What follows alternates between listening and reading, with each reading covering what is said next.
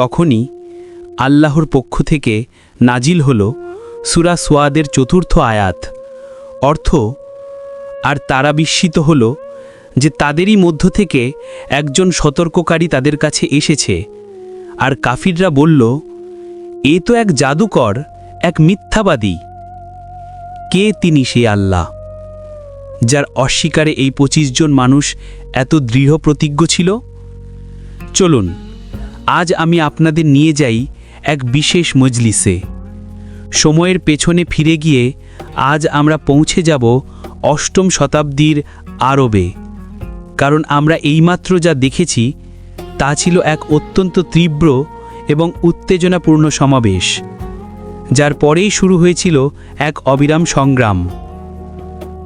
ইসলামের শেষ নবী মুহাম্মদ সাল্লাল্লাহু আলাইহি ওয়াসাল্লাম এবং মক্কার নেতাদের মধ্যে এক দীর্ঘ ও ভয়ঙ্কর লড়াই, লা ইলাহা ইল্লাল্লাহ এর লড়াই, আল্লাহ ছাড়া কোনো উপাস্য নেই এর লড়াই।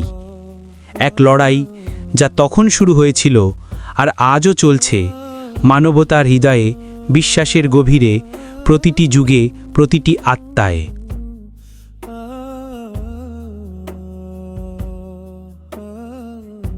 তবে চলুন চলুন সেই সমাবেশে, যেখানে এমন কিছু লোক উপস্থিত আছেন যারা আমাদেরকে পরিচয় করিয়ে দেবেন সেই আল্লাহ সাথে, যার উল্লেখ রয়েছে লা ইলাহা ইল্লাল্লাহ এর মধ্যে।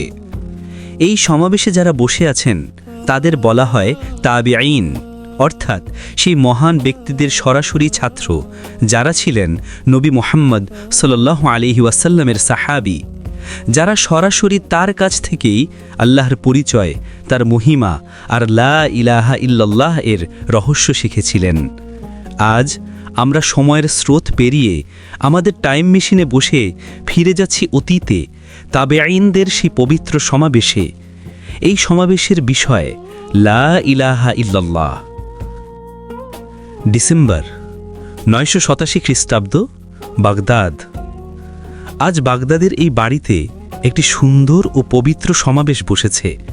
এখানে ইসলামের মহান মনীষীরা উপস্থিত, মহান স্কলার, আলেম, হাফেজ হাদিস ও মুফাসসিরগণ।